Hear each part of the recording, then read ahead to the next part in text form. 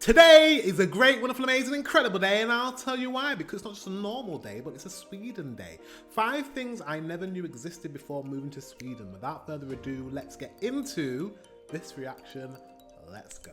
You're a country that's filled to the brim with all sorts of wonderful and interesting traditions and habits that the rest of the world has never heard of before. So in this video, we're going to be sparing a thought for the foreigner who has just arrived. They're just hopping off their plane. That's gonna be me. And they've got a whole world of wonder and mystery to explore and discover. Yes, that's right, because there's plenty of things that I never knew existed, I'd never come across in my life before until I moved to Sweden. And today I've picked 5 of the ones that really shape how I live my life here in Sweden to share with you guys. So let's see if there are any that I haven't heard before. We'll see. Whether you're brand spanking new to Sweden or you've been using ICA to do your shopping for 7 months now, allow me to share with you some of the things that I didn't know existed before I moved to Sweden. Number 1, and the only real place I could start this list, is filmjölk. And if you're sat watching at home and you have no idea what I'm talking about, don't worry, you're not the only one. I have no clue. It's milk, but I don't know what type of milk that is. Was in the same situation as you only 2.5 years ago. Actually, come to think about it, the crazy thing is I've been here 2.5 years now and I'm still kind of struggling to work out how the hell I put this concept into words to explain to you guys. But we'll give it a go. I tell you what, when I first arrived here in Sweden, I was almost convinced that filmjölk was this weird trick that they play on us foreigners by putting this carton that looks just like it's normal milk next to the milk products in your local stores, and you pick it up, get it home and realise you bought the total wrong thing. So it's not milk, then what is it? Is it yogurt? What is it? Fast forward 2.5 years and I've come to learn that even the regular Swede uses filmjölk as part of their regular routine in place of yogurt. But what is it though, you're asking? Well, the only way I can describe this is that filmjölk is basically cow milk that's gone old. It's cow milk that's been fermented with bacteria. That doesn't sound nice. But then again, that's what cheese is, right? So it's cheese. Is it like cream cheese? Sounds tasty, right? And this is one of those born and bred Swedish products that has now spread a little bit across Scandinavia, but apart from that, it's kind of local to here. And I guess that's why I, for one, had never heard of filmjölk before I moved here to Sweden. And today, I'm going to put you out of your misery and I'm going to save you from the mistake that every foreigner makes. So listen up. Yes, because quite often in your local supermarket, you will find the filmjölk products right next to the normal milk. Right. So make sure you know what you're picking up before you pick up your product. Yes, because when I first moved to Sweden, I lived on my own, so I was used to doing my groceries on my own once a week, as you do. No problem so far. But when the filmjölk is placed right next to the normal milk, it's easy to pick up a filmjölk thinking that you've got a normal milk, and you don't really realise until you get home. Yeah. I'm glad he said this because I wouldn't know. Not that I'm gonna get milk, although I have been thinking I might rent an Airbnb rather than going in a hotel when I go to Stockholm. Because I feel like when you rent an Airbnb, you get kind of like the feeling of living in Sweden. Does that make sense? I think I want to do that. I don't know if maybe not in Stockholm, maybe in Gothenburg maybe in Gothenburg I should do that because I haven't booked my accommodation for there. What do you think? And then I can like go to a supermarket like I'm a Swede. Yes, because as a Brit, I'm quite partial to a bit of milk in my coffee. So you can imagine my shock and horror when I got home that evening with my milk, I poured it into my mug, and it wasn't what I was expecting. And to make matters worse, I'm one of those weird people who likes to warm up my milk before I take my coffee. And the Swedes out there are already cringing because they know what happened. He likes to warm his milk up before he puts it in his coffee. That doesn't make any sense. Your coffee's already hot. When you put the milk in it, it cools down. That's not what... He's not the average Brit. Also, I think you guys don't put milk in your coffee, do you? Let me know in the comment section below if you do, if you put milk in your coffee. Happened next. I chucked my filmjölk in my mug into the microwave, put it on for 30 seconds, and when I got it back out again, it literally smelled like I'd opened a coffin. So let's just say that that coffee ended up down the sink because there was no way I was touching that lumpy, disgusting mess. And sticking with the theme of food and drink, number 2 on my list of things that I never knew existed until I came here to Sweden is caviar in tubes. Yeah, come to think about it, for most of us in the rest of the world, caviar is this strange and foreign substance. Yeah. We know it's expensive, we know it exists in posh restaurants, but apart from that, it doesn't really impact our lives that much. It's not... No, we don't have it in tubes, guys. You won't find any caviar, mushy caviar in a tube. just doesn't happen here. Something you have on the daily. So cue another almost dangerous mistake. When I came to visit my girlfriend and her family for the first time, I reached into the fridge, took out what I thought was some mayonnaise, and nearly poured it all over my bread. So here comes another little advisory warning for you guys, my friends of the interwebs. When you reach into the fridge and you find a blue tube that says Cali's caviar on it, is exactly what it says on the tin. You probably don't want it on your breakfast. But that's just the thing, because here in Sweden, caviar is a condiment that you have with your breakfast. And that is something that I never knew existed before I came to Sweden. And I tell you guys what, the first couple... I will be trying Cali's caviar as soon as I come to Sweden. At some point. I've got a lot of things to try. That's one of them. The times that I saw people reach for the caviar to put on their breakfast, I genuinely thought they'd made some sort of honest mistake. And I could understand it, because here in Sweden, I've talked about this before, there are so many different types of food that get packaged up into tubes. So it's not weird that they maybe reached for the wrong thing. But then I came to realise it wasn't some sort of crucial mistake, they actually meant to reach for this substance. But sticking with the theme of the supermarket, the third thing that I didn't know existed until I moved here to Sweden was pant. And for those of you that are maybe less familiar with the concept of pant, let me tell you what, this is your new way to make quick money here in Sweden. Okay, let me just take that statement back, because I feel like I've set your expectations a little bit too high. Yes, here in Sweden... Pant. This is weird. This is actually strange, because I've watched loads of videos on this channel. You've seen, guys.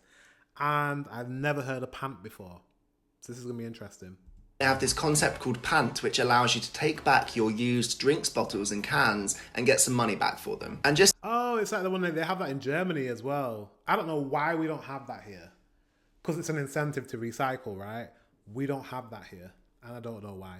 To be clear, when I say that this is something I hadn't heard of before, it doesn't mean that I don't think it's a good idea now that I have. Yes, the closest I got to the concept of pant before is that when I was a kid and I used to travel to France with my family, they have this concept there where basically once you've had a drink in a glass bottle, you can return it to the bar that you bought it from and they will give you some money back. And as a kid, I thought this was an amazing idea. I used to go around collecting all of the bottles on all of the tables just to get some new pocket money. And then this was a concept that disappeared from my life until I moved here to Sweden and I heard about pant. And I think it's a great idea because literally in all of the supermarkets here, you can go back, return your items and get coupons towards your next purchase. Or you can donate it to charity if you like. The fourth thing that makes my list today of things that I never knew existed before I moved to Sweden is Jantelagen. And this really could not make my list today because I've seen your comments and I know that Jantelagen is something that you guys want me to talk about. So let's dig into it. No matter whether your threshold of knowledge about Sweden is sky high or rock bottom, one thing that you've probably heard about Sweden is that the people here are quite reserved. And I think that Jantelagen is one of the reasons for that. Yes, because you are quite reserved, but I think you're quite...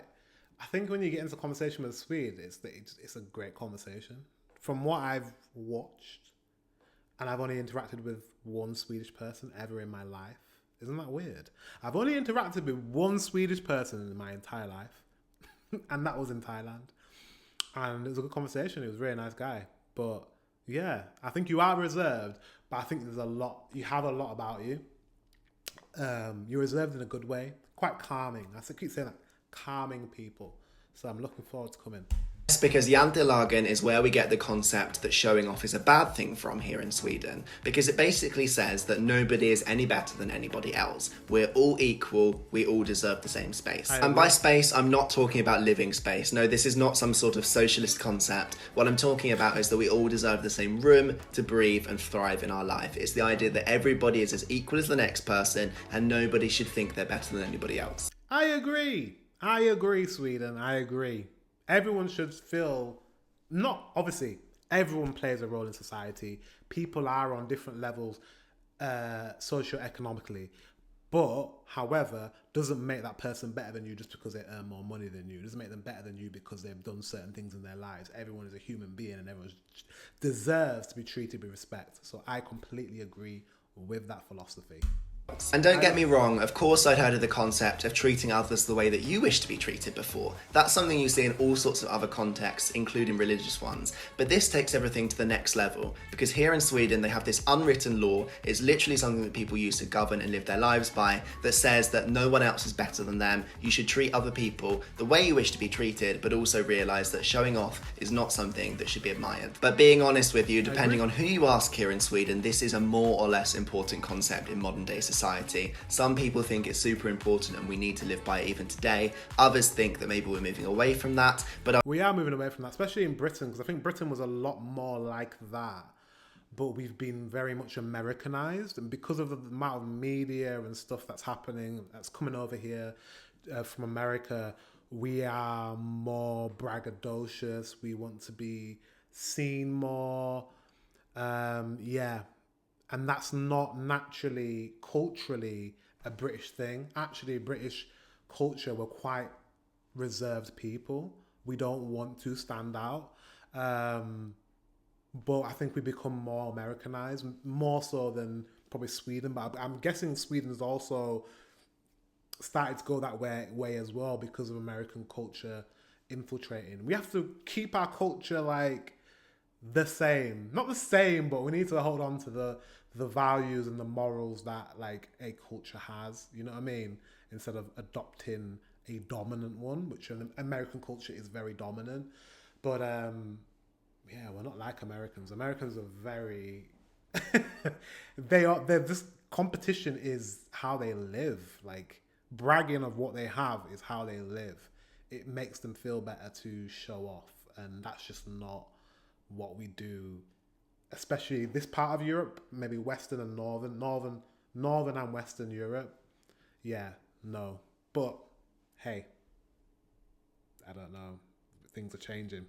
But I'll leave the Swedes in the comments below to give you more information about that. But the reason that it makes my list here today of things I never knew existed before I came to Sweden is because it's important when you go to things like job interviews. Because where I'm from, at least, it's super important that when you get invited to a job interview, you use it as a sales pitch. You're there to sell yourself, tell them why you deserve the job. Whereas when you come to Sweden, it works a little bit differently. Sure, they want to know how you're qualified for the job. Of course, that's important. But the difference is they don't want you to come across as overqualified, because then it feels like you're trying to show off. So I guess what I'm trying to say is think about how you present yourself when you go to a job interview here in Sweden, because it could be the make or break. It's also one of the reasons why at the last stage of the interview process, you'll probably get invited to meet the team, because it's important that everybody feels like they're involved in the decision and gets to choose who the new colleague is. They want everybody to be comfortable with the choice. And that brings me nicely on to the fifth and final thing that I never knew existed until I came here to Sweden. And of course, the only place I could end this list today is Allemansrätten. Yes, if you came to any Swedish town or city and you just asked a Swede on the street what is the key to why they're so close to nature, I almost guarantee that they will say Allemansrätten. Because Allemansrätten is a law that's written into the Swedish constitution that allows people to get out and enjoy the nature around them. It specifies that people are welcome to go out and about and enjoy the nature around them as long as they put it back into the condition that they found it when they leave. And of course there are...